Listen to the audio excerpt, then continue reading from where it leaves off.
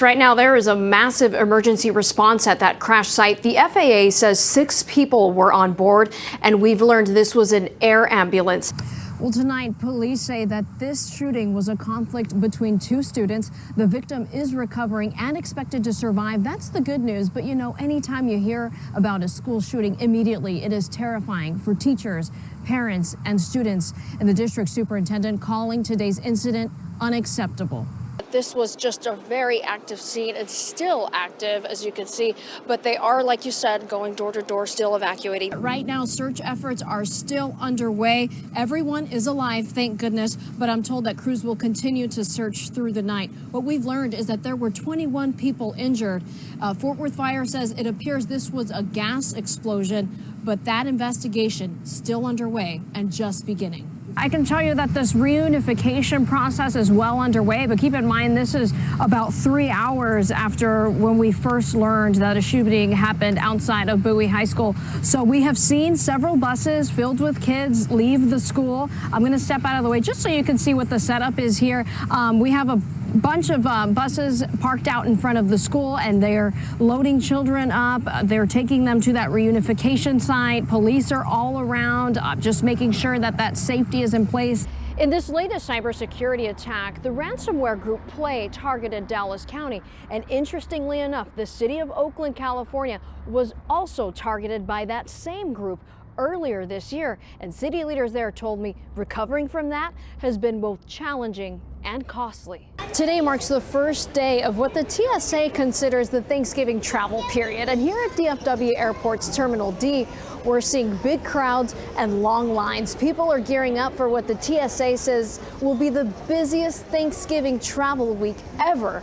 And DFW Airport, the second busiest airport in the country. Tonight, Governor Abbott said he believes raising the gun buying age is not constitutional given recent court rulings.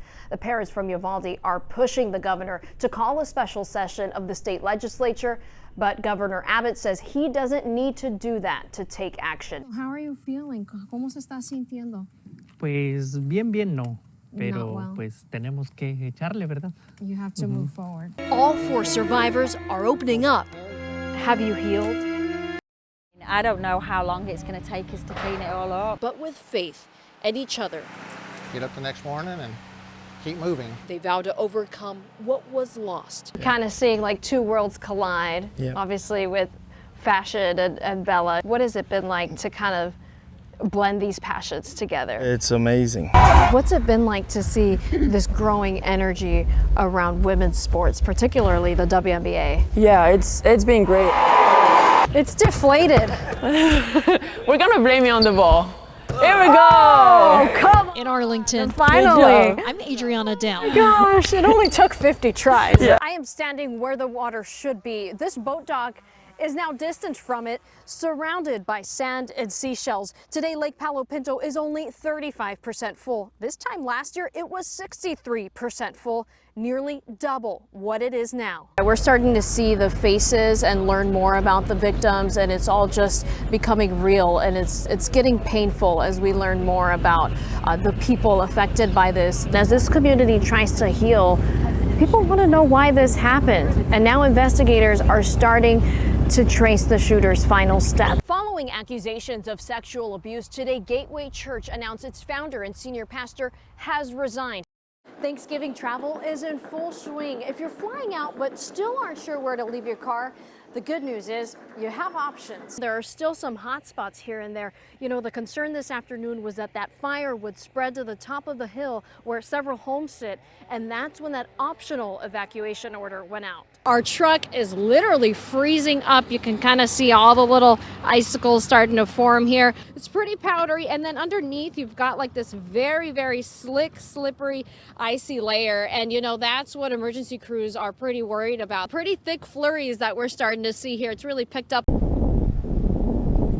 Tucked within a Colleyville neighborhood is the safe space that 1 year ago there's a hostage situation at the congregation was filled with terror in Colleyville, Texas. These are the 4 men held hostage at Congregation Beth Israel on January 15th. And when I look at them, I know it was a miracle. Shane Woodward, Larry Schwartz, Jeff Cohen, and Rabbi Charlie Citron Walker joining us via Zoom from North Carolina. To see Jeff and Larry and Shane, it's really heartwarming. Together in the synagogue where they were trapped.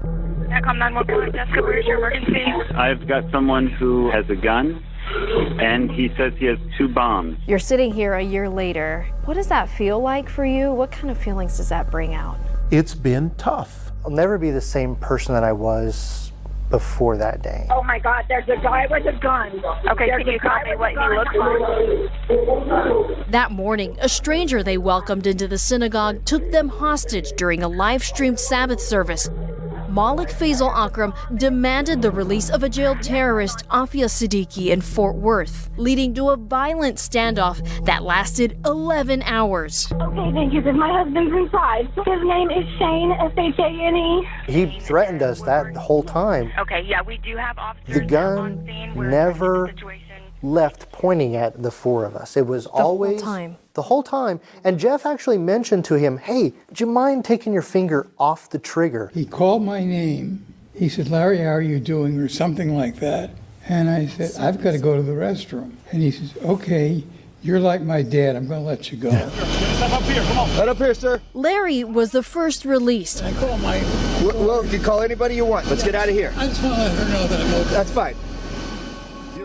Then, hours later, came the dramatic escape of the other 3 bolting out of an exit door. Shane gets up. When he hit the release bar, I had hit that door with all of my weight. it sounded like it broke.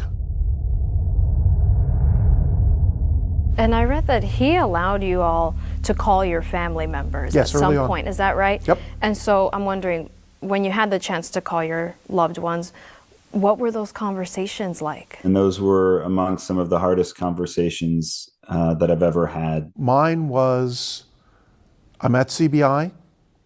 There's a gunman. He says he's got a bomb. I love you. Remember me. Have you healed? The fact that we can share stories is such a beautiful thing.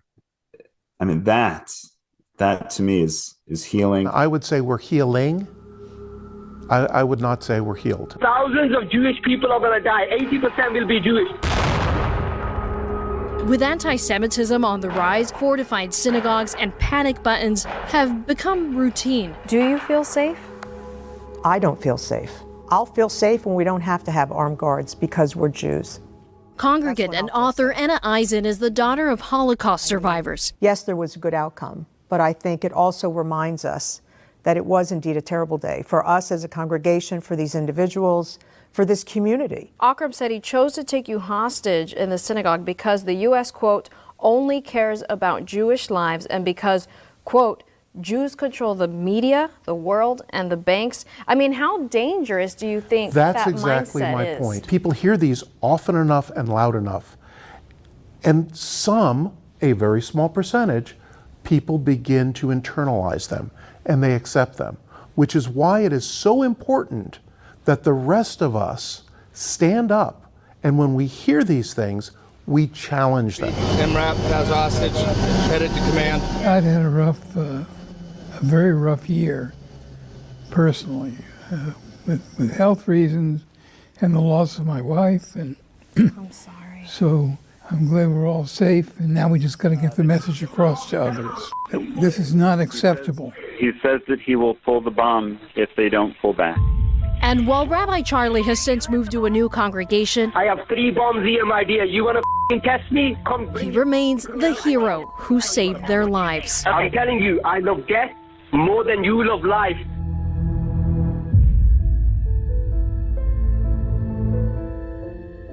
He yelled, run, and he tossed a chair at him. Did you know that was coming, or was that No. all of a sudden? Hell, there was no heck coordination. no. There was no coordination going on. No not at talking to all. each other. No. So you heard run, and then we the were chair out the was door. thrown. And we were out the door. Heard him come out, heard him look around. From looking at the video, he did try to fire again. The gun had jammed. It really got to that point. Yeah. It was all that happened in a split second. And Rabbi Charlie, you welcomed him in, you offered hot tea, you were kind to this person, but after what happened, would you still do that again? We need to be able to find ways to do both, have both that sense of safety and security, and find ways to offer that sense of hospitality. We're taught that this is how you treat people. You know, you don't worry about, is he in your tribe? What color is he? Does he worship like me? You don't worry about that stuff. You treat people right. This is what you're taught. This is what we're taught. And to live it is important. Living it means they'd welcome the stranger in again, because although there was once darkness here, they choose to see the light again.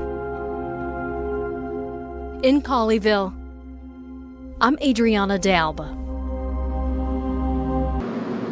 Day and night. It is absolutely horrific. It's the nonstop loud hum in rural Hood County, echoing for miles. It rattles your doors, your windows. It's coming from a nearby Bitcoin farm on a power plant. It's like being a prisoner. Near Cheryl Shadden's home of 30 years. I can't hear you. And in the last 6 months, I still can't hear you. She says the enormous hum caused by huge fans that cool the computer equipment 24/7 is worsening. The noise is so loud that even just having a conversation a few feet apart is a challenge. You might not be able to tell because I'm wearing a special microphone, but if we cut that audio, our natural sound mic isn't just a glimpse of what is heard constantly. She believes it's the root cause of her community's health problems. You wake up with your ears ringing, a headache, nauseated, you don't sleep. Neighbors recently filled a town hall meeting voicing their concerns. It was quite overwhelming, the stories that I heard. That's Hood County Commissioner Nanette Samuelson. She says solving the problem has been a challenge. Unfortunately, the state gives counties very limited abilities to regulate businesses. She says so far, all the county can do is issue noise citations. The Bitcoin farm owner, Marathon Digital Holdings, said in a statement the company was not aware of the noise issues and that they're working to gather information and address the situation. The company built a 24-foot wall around the equipment. But Erendira Ruiz, whose mobile home sits behind it, says the shaking ground and rattling windows wake her up constantly. She now suffers from headaches she never had before it began. I'm making these signs to protest this Bitcoin noise. Shadden is determined to fight on until her voice silences that constant drone. In Granbury, I'm Adriana De Alba.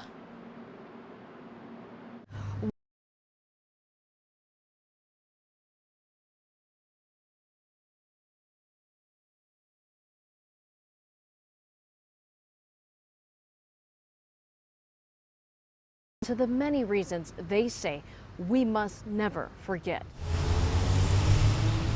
You can't pass through Uvalde's Main Street without seeing their joyful faces peek through every corner.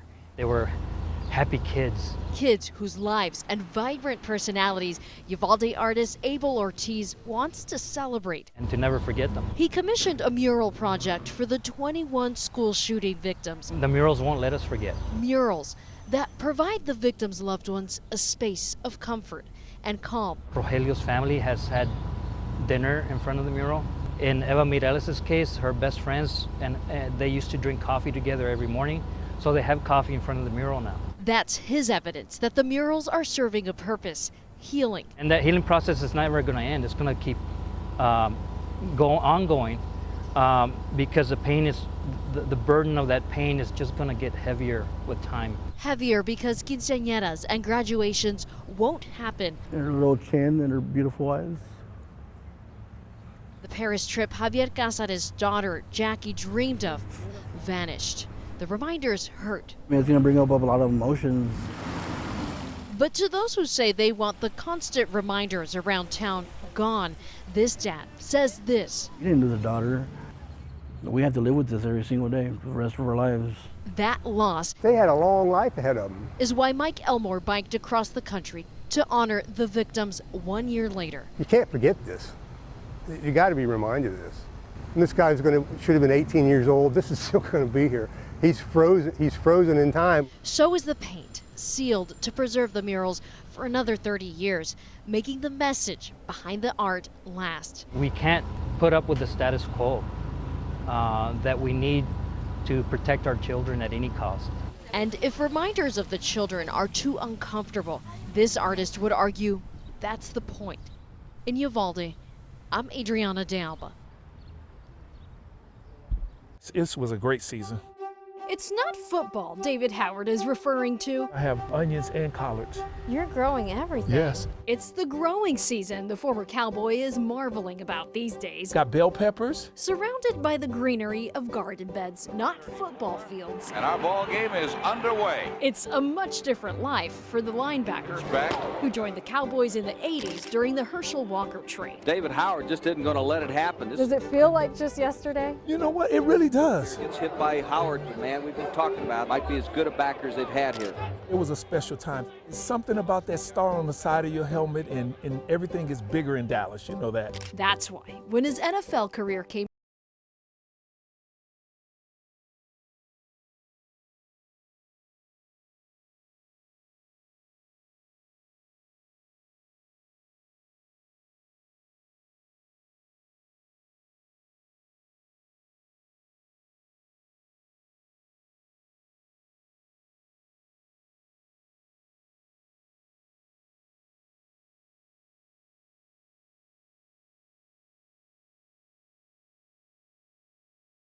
located south of Fort Worth, is a food desert that has struggled with high crime rates for decades. Where others might have seen danger, Howard saw potential. I think that we can have a special neighborhood if everyone buy into the concept of community.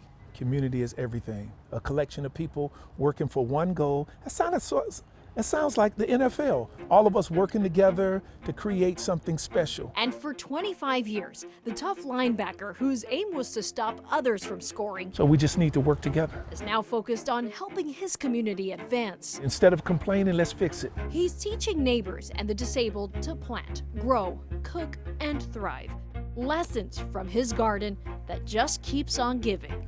It teaches me the cycle of life. You have to be able to grow and develop it, and then you have a wealth accumulation, wealth transfer, and ultimately wealth distributions. Wow, look at this. So you'll do it all here? Yes, this is the place. He wants to open a farmer's market store in the old brick building he bought decades ago. All of those things, community, people can come in, they can shop, they can socialize, they can learn. He's drawing up big plans for the shop along Rosedale Street as the area undergoes a major revitalization by the city. It feels good because I know that I'm doing something. The universe is lining up because I get a chance to give. And I always believe, I was raised that service is the price we pay for the space that we occupy. Everyone should find a way to serve. Yep. Serving by sowing the seeds, knowing through hard work and patience, this community's harvest will come. In Fort Worth, I just smile like I'm doing something right. See? I'm Adriana De Alba.